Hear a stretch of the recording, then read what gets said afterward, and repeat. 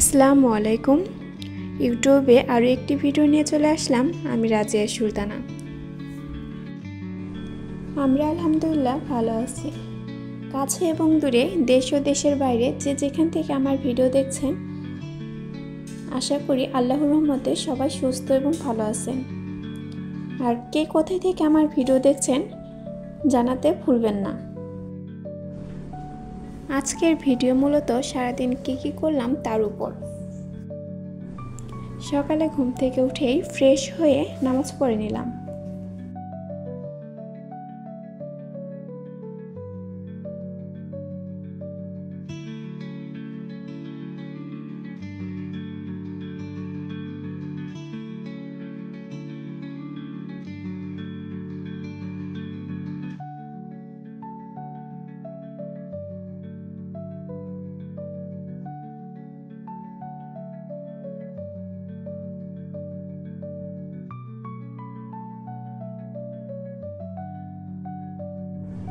নামাজ পড়া শেষ করে জানালার পর্দা সরিয়ে জানালাটা খুলে চলে গেলাম বারান্দায়।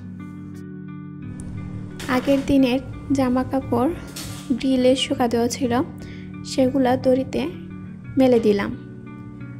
বাইরের আকাশ মেঘলা ছিল, বৃষ্টি হওয়ার সম্ভাবনা ছিল, তা আগে থেকেই সরিয়ে নিলাম, নয় সম্পূর্ণ ভিজে যেত।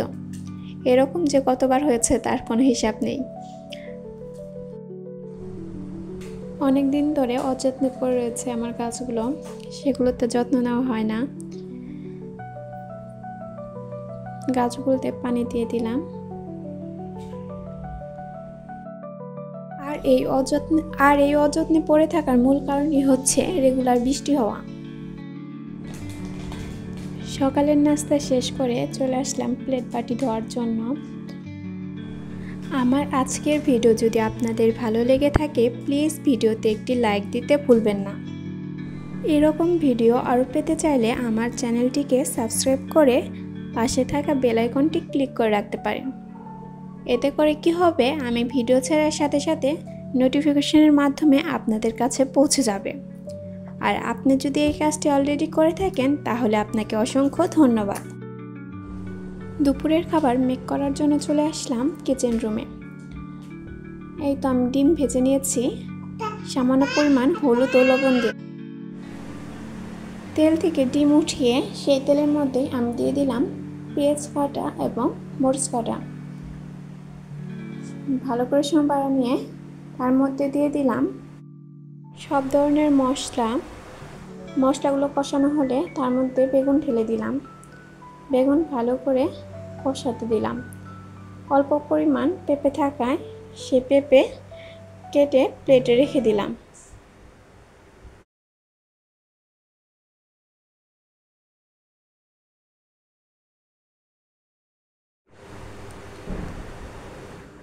এদিকে বেগুন কষানো শেষ, তো বেগুনে পানি ঢেলে দিলাম এবং ডিম কেটে দিলাম।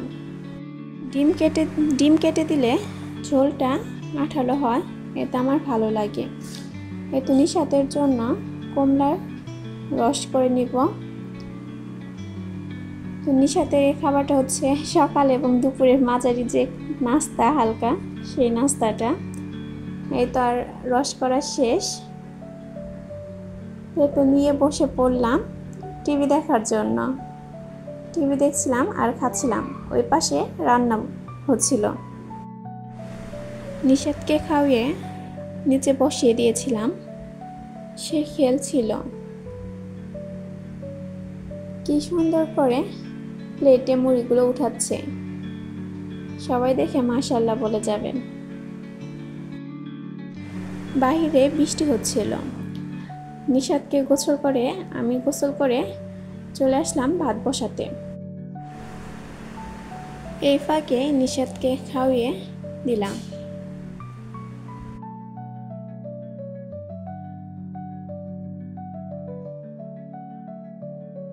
চাল ভালো করে ধুয়ে পরিষ্কার করে রাইস কুকারে বসিয়ে দিলাম। দুপুরে আমি একাই খাবার খাই। আপনাদের ভাইয়া বাসায় আসে না লাঞ্চ করার জন্য, অফিসেই লাঞ্চ করে।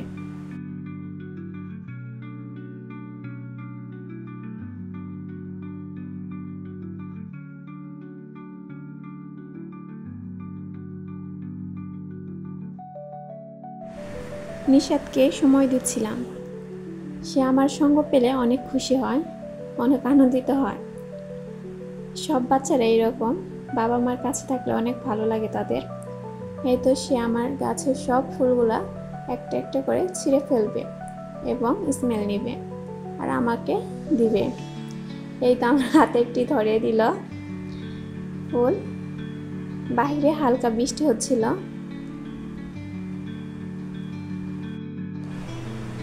ফুল ছিঁড়তে না করায় সে আমাকে কি কি যেন বলছিল, তার ভাষা বোঝার মতো সাধ্য আমার হয়নি। এই তো দুপুরের খাবার নিয়ে বসে পড়লাম। নিশাদকে ঘুম পাড়িয়ে রেখে এসেছি। দুপুরের খাবারের মধ্যে রয়েছে পটল ভাজি, ডিম, বেগুনের ঝোল। এই তো আপনাদের ভাইয়া অফিস থেকে বাসায় আসার সময় পিৎজা নিয়ে আসছিল। পিৎজাটা অনেক টেস্টি ছিল, পিৎজা মাস্তান থেকে। এটা রাস্তার পাশে একটা দোকান ছিল। দেখতে যেরকম লোভনীয় ছিল, খেতেও ঠিক সেরকমই টেস্টি লাগলো। বৃষ্টি হওয়ার কারণে আপনাদের ভাইয়া আগে ফোন দিয়ে আমাকে বলছিল আজকে সুগন্ধি চালের খিচুড়ি খাবে। তো যেই বলা সেই কাজ।